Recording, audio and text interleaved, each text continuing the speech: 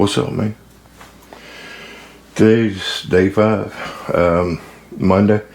So we got an AC that's not cooling properly. It's only, it won't keep it under 80. So first thing I want to do is I want to come in and check the room temperature, which is 75, and make sure the AC is not froze up.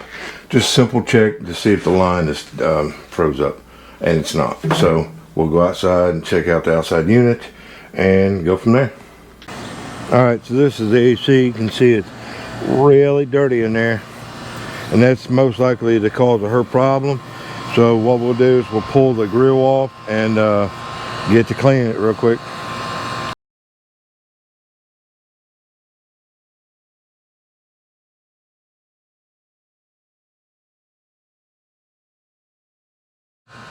So when you got an A-coil that's that bad, or I mean a condenser unit that's that bad, yeah, it's not breathing, dude. Look at that. That's horrible. So we'll get to washing this thing off real quick and guarantee it works.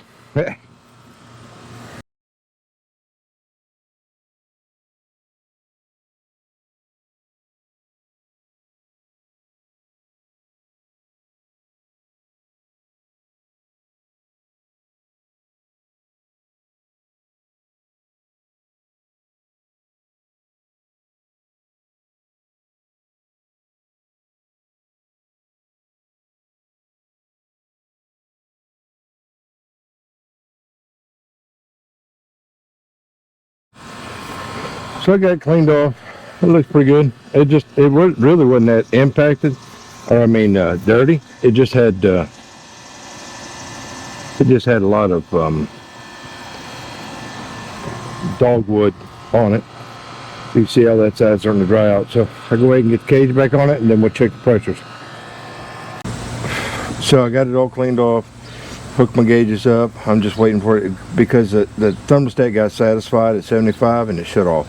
So I went in there, turned it down to 72. It's got a delay, so we'll just wait on it to kick on and we can check the pressures. I think it's going to be fine considering it only ran for like, I don't know, maybe 10 minutes, and it satisfied itself. So it's much colder in that apartment now, but we'll wait for it to kick on. So what I got, 283 or 293 on the high side, 101 on the low side. This system is designed to be, you can see it, this most likely has a metering, a TXV. So I have to go off the subcool, and I'm low. So my pressures are low, my subcool's low, my superheat is high, which means I'm low on refrigerant. I mean really high. Normally if you're on a TXV, you want to run off of go off of your subcool, which should be right about 15, give or take it, you know, a little bit. If this was a piston, you would want to go off of superheat. My superheat should be between 8 and 10 ish.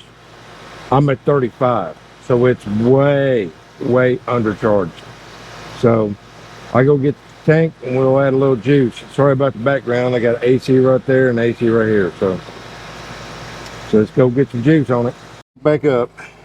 Low side, I put a Schrader valve remover on it. Hook up my low side. Hook up the low side, and then the valve is closed. So I've just got to open it up a little bit and add a little bit of refrigerant. 410s upside down because you want to add liquid. So I'll just crack the valve a little bit, dump a little in there. You can see the high side goes up a little bit. I'm not dumping a lot, and then shut it off. Now it's a waiting game because you have to sit here and wait for your for the refrigerant to equalize out. So it's just back and forth, just get that subcool down, superheat down, you know, or vice versa. So anyways, it's just a waiting game. Sit in the heat. Whew, it's a little warm today. It's only 10 o'clock, man. Yeah, 10 o'clock. I'm already sweating. It's not hot, it's just the humidity's cracking today. So just keep playing with it. Replace your Schrader valves whenever you do this, because I noticed the high side was hissing when I took the cap off, so we'll replace the Schraders while we're at it.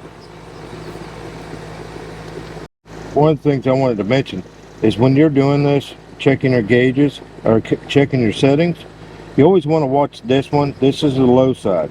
That's the evaporation temperature. So your evap, if that's below 32, it will start to ice up and freeze up. So that's one of the main things you want to watch. I like to have that right at 40 because my temperature is 59. The return temperature is 59 degrees. So it's 60. Inside it may be 54.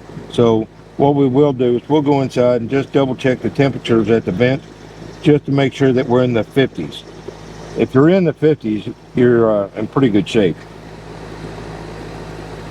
Cool. Okay, so this is an old, newer furnace, old A coil. The reason why I say that is because of the size of the line set. That and it's squealing. So that's an old A coil. It's probably got a little dirty buildup on it. My temperatures, let's see, a temperature, it's going to be hard for you guys to see this, man. I know, because I can see the line rolling in it. So this one here is number 490. It's the bottom one. So my temperature coming out of the register is 58, 51, 50. Come on. The return air, which is in the living room, it's 73.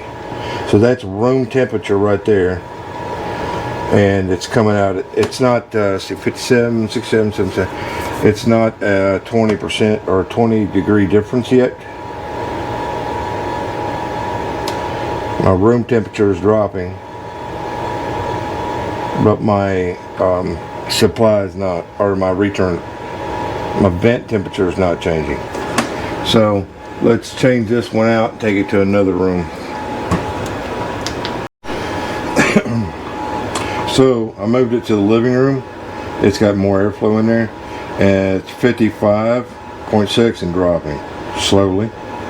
And then my filter return air temperature is 72. So yeah, there's my it's still dropping. So yeah, there's my 20 degree difference split. If I scroll back up here, I lost my 2 temperature probes.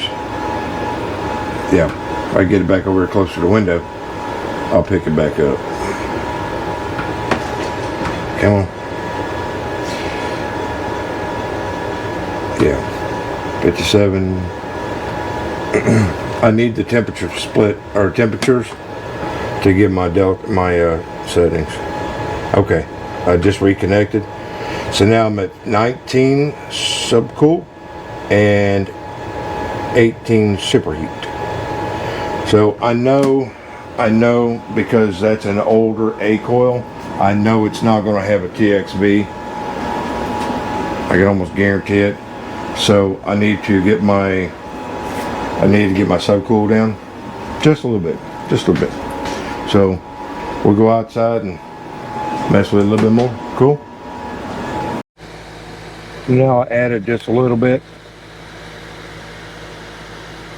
It's at 6.4.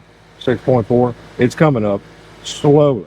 I added just a hair bit more refrigerant, and it takes a little while for it to equalize that, but that superheat that's pretty, you can be off by about 2 to 3 degrees, but it's coming up. It's at 7 now. So between 8 and 10 is what you want that at.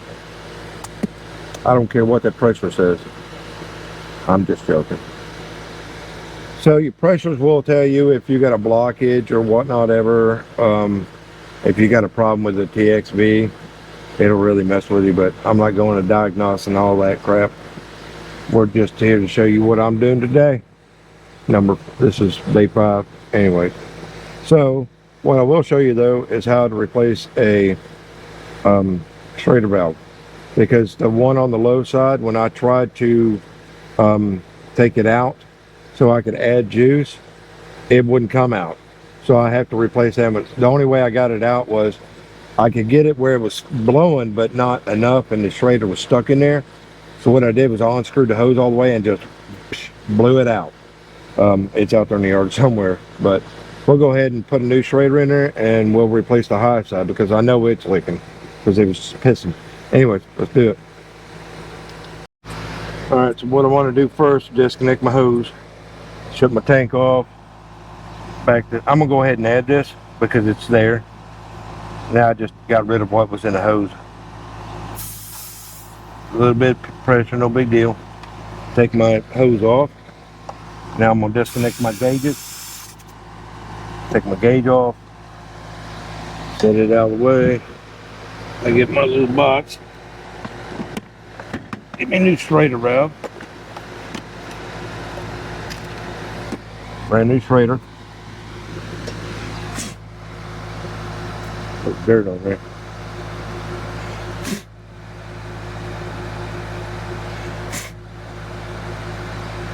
Cool. Alright, so you want to put your Schrader valve in there. Turn, slide it in. Screw this on. And then open up your valve.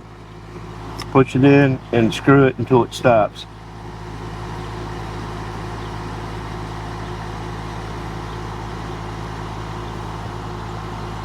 Good and tight.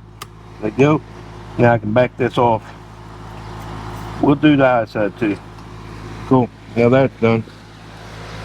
Get rid of my hose, my connections. It's got a low loss fitting on it, so it'll be under a little pressure. Cool. Then we'll put the Schrader valve remover on there.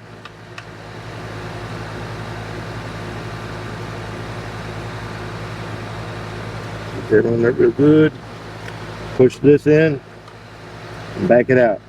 Now you'll feel it start to, you'll feel it click when you're turning it. Boy, that's under a lot of pressure.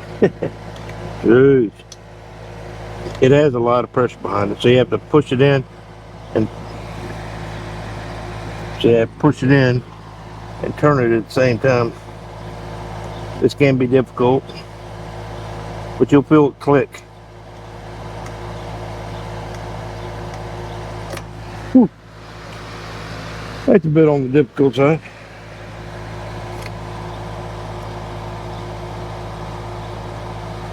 There we go. I felt it click. We'll run one more time. Alright, now shut the valve. It's in my way. That's what happened with that side over there. It wouldn't let it come out all the way. There it goes. If the Schrader valve is in the way, it won't shut. Hopefully my Schrader valve's here. And it's not. So, I know I'm loose, so what I'm going to do,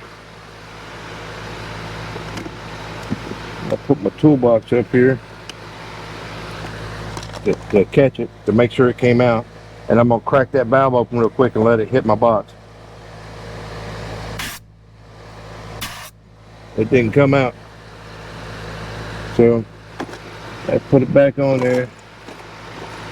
See if we can't get it out. What I do? It's laying right here.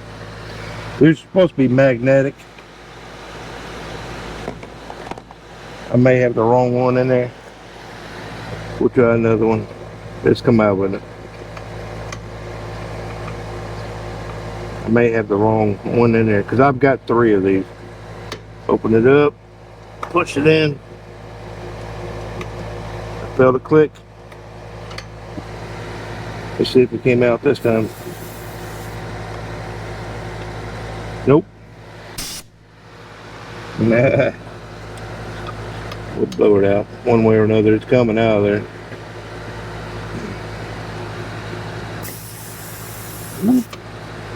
Get that on there all the way.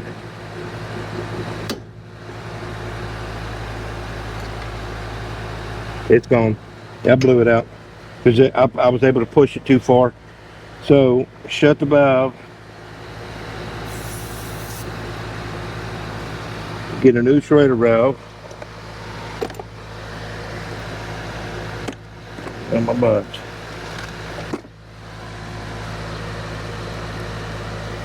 Shredder in there. Yeah, sometimes you run into a problem like that, man, where you can't get shredder out.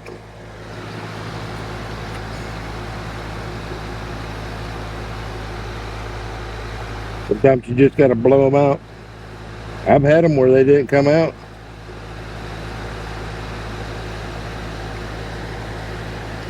Really tight. There we go. Now I can take this off. Get that oil on your hands, man. It makes it difficult to get this crap back off. And the way this is set up, I can't turn it all the way. Get a pair of pliers on it.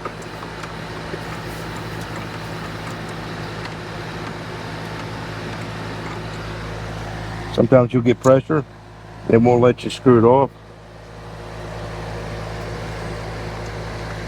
There we go. Good as new. Now, what I do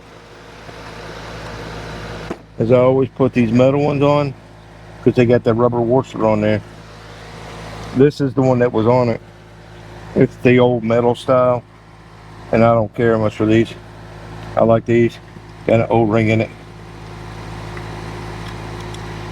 You get on there, tighten it down with your fingers. Don't have to get super tight with it, so that'll be good, man.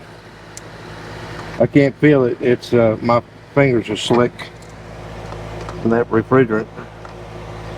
I just tighten that a little bit. Not a big deal. Cool. Alrighty. So, for you guys who are curious, this is what I use. This gives me something to sit on, because I don't like sitting on the ground or kneeling on the ground or the roof. So, my little box on the bottom is where I keep all my little stuff. It's got like wire notes, connections, leak finder, shaders, wire connectors, nothing major. And then my pack out, the top, my top drawer, it has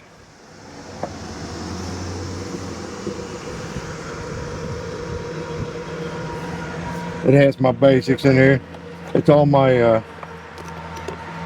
gauges, my airflow temperature gauges, vacuum gauges, high low side. Carry a multi-tip screwdriver with me. Couple valve coil removers, water hose connection for cleaning off coils, pipe cutter. A little bit of I like using this to put on the caps. This will seal it up if I got a bad cap. Cord remover. Keep a hose, blower. Just a bunch of miscellaneous. King valve closer. Little screwdriver. Got a cord remover on it. And then the multi-tip. And another multi-tip. And my cleaner. My little reamer. It all sits in here pretty good. And then the bottom I carry that. I don't really even use this, but thermometer. I got my voltmeter, my cap tester, the compressor tester. I think this is a compressor. This is a Sebco. This is my compressor tester. Hook it up and it tells you if the compressor's bad. This is a cap tester. It's the same thing. You hook the wires up, push the button, tells you it's bad or not. It's just quicker than getting the multimeter out, I think. Then I carry my little Milwaukee drill. I hate this freaking thing. That's why it's in here. And then I carry my Milwaukee pliers, needle nose, cutters, strippers. Carry that all there, and then the long stuff goes here. That's my two probes, temperature probes. It all sits pretty nicely in here. Biggest thing about it is it gives me somewhere to sit. You can get one of these really cheap. Yeah, they're not expensive at all on these. These little drawers are about 40 bucks. I think it's about 50 bucks from one of these. And this is my sprayer. You can pressurize it up to like you turn it on, and it automatically, you got a pump in there, and it pumps everything up. You can turn the pressures down if you want. But this thing has been a lifesaver, man. It's got an extra tip here for like spraying, but this tip does really good for doing the coils. But this thing here's been a lifesaver, man. I used to have to carry an air compressor, tanks, clean, all kinds of stuff to go clean, coil. This right here is just a lifesaver. They're not too bad, about 190 bucks. But when you got to clean coils like me, that's a lifesaver. So, well, man, we'll do something, man. Now I gotta go look at an air conditioner that is dripping. It's a wall unit, like one of those. So it's dripping on the inside, not the outside. Let's go look at it. So, apparently I didn't clean it. Oh, it sludge. Look at that. Jeez, that's nasty. So, take this one off, take this off, and I can get to the coil, clean the coil. Inside there, it's pretty dirty, so we'll get to hosing her down, man. My bad. My bad. Thing, if you put something off, don't do it when it's vacant. You'll do it when it's occupied. Good times, man.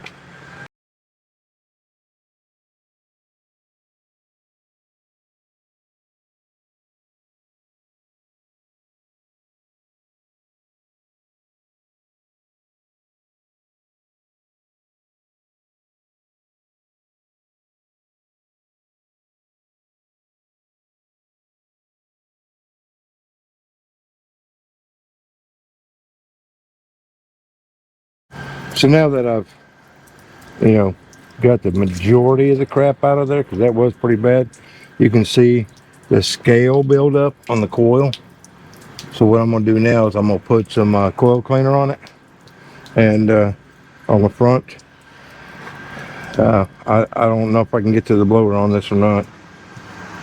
Probably not, but we'll definitely clean it, put some coil cleaner on it, and give it a good rinse. That should fix it. And I got drill in these corners here. I always drill out the corner, and that lets the water seep out a lot faster than that setting in there. You know what I mean? Just helps it a little bit.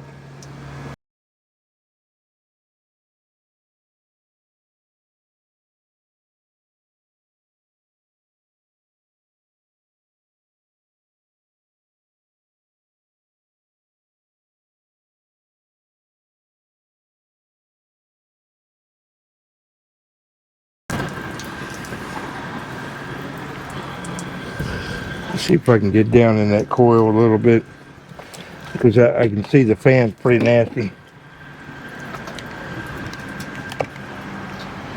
Might be able to get this top off.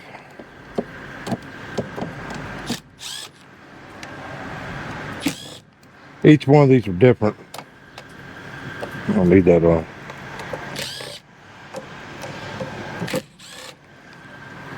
Yeah, looks like I can take top off.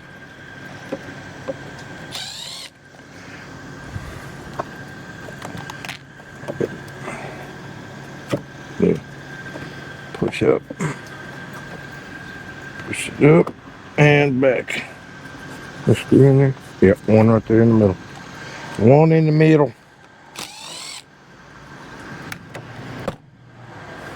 Take it off. Slide it back. Now we can get into the fan. Ooh, that's dirty. That's dirty. Little fan guard off of here.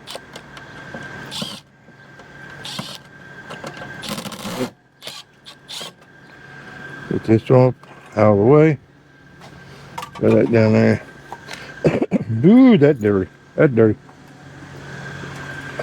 You see that? That's dirty. We'll put some cleaner on it. See if we can get this cleaned up a little bit. Cool.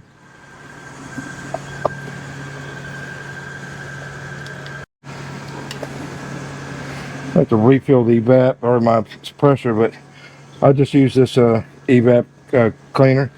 It's non-acid, so I don't have to worry about, you know, acid getting in there. Of course, I hose it down quite a bit, so clean it up, bro. Put a little water in it.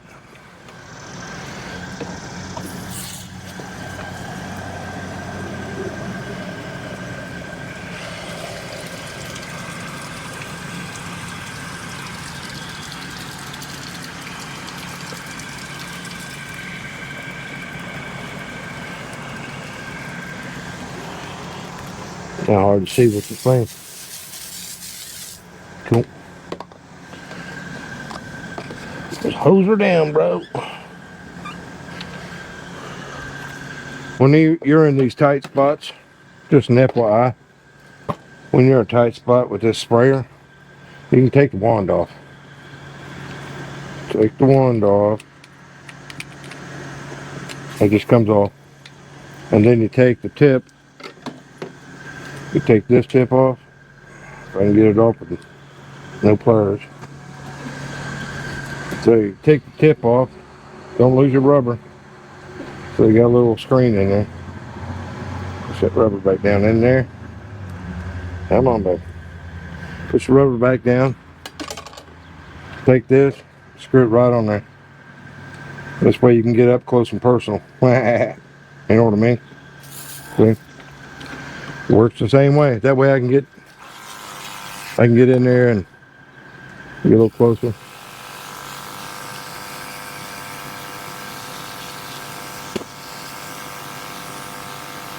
You're gonna hose it down real good. Let that sit for a little bit. Hose this coil down a little bit more.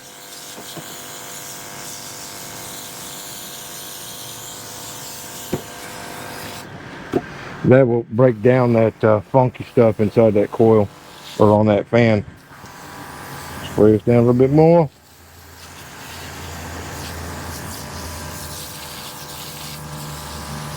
I like to get that track good and clean in the front. So now we can let that sit for about 10 minutes. About 10 minutes or so. And give her a good rinsing. Alright, so I got it all put back together. All the casing back on. I'm going to let it sit out here until after lunch. This area right here I don't want to hose down because that's where the wiring is. So you always got to be mindful of that. So everything should be good here. The coil's nice and clean. I drilled 2 holes, one in each corner. Yeah, it should be fine. After lunch, I'll stick it back in, plug it in. Make sure it works. They also got an outlet that's not working, so after lunch. So the other part of that work order was a outlet that wasn't working, but it was working. Just assume. So what I did was I went ahead and tenant's home I can't record. So I opened up, I took it out, and the whole back of it is separated. So yeah, it's an older outlet, that's for sure. But basically it came out of the wall like that.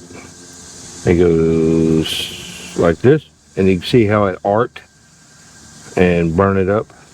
So when I took the screws out and pulled on it, it just came apart. So yeah, be cautious. You know, tenant says something, man, at least investigate it. You know, I know a lot of us would be like, whatever, it's freaking working. No, investigate it, see what's going on, because that could cause a fire. Anyways, now I got our AC in, scrubbed down, it's working beautifully. Her outlet's fixed and light bulb changed.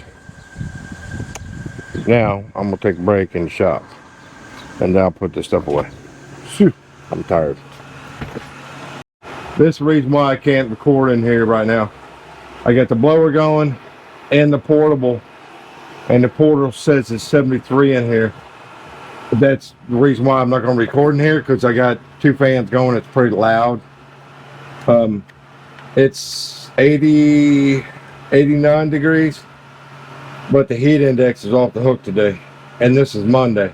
It's supposed to be worse every day this week, but anyways, it feels like 110 outside, so I'm gonna take a break. See you in a little bit. Man, it's hot. 100 degrees. 90 degrees, heat index 100 degrees. It's hot. Anyways. So I got my nasties done for the day, which is the 2 ACs. I got them working great. I got all the piddly stuff done at that last work order, so now I got to go. Now we got to go over and look at a work order I had from last week. Was towel bar, toilet paper holder, all that stuff's falling off the wall. That what it is. The contractors, when they turned these apartments, they were being lazy, and they shot one screw in to hold. You know what I mean? It's supposed to have 2 mollies in there. They only use 1 screw right in the middle. So it's a bunch of run around and fix that all day. Anyways, let's go do it, man. So I get over there, take a look at, the towel bars and stuff.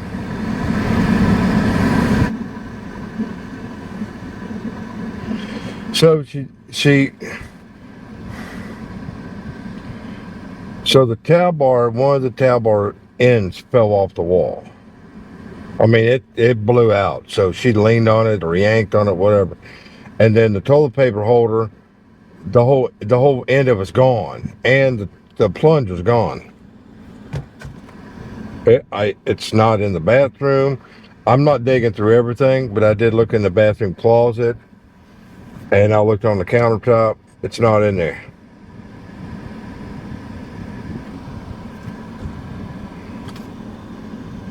Can't fix it if you run off with it.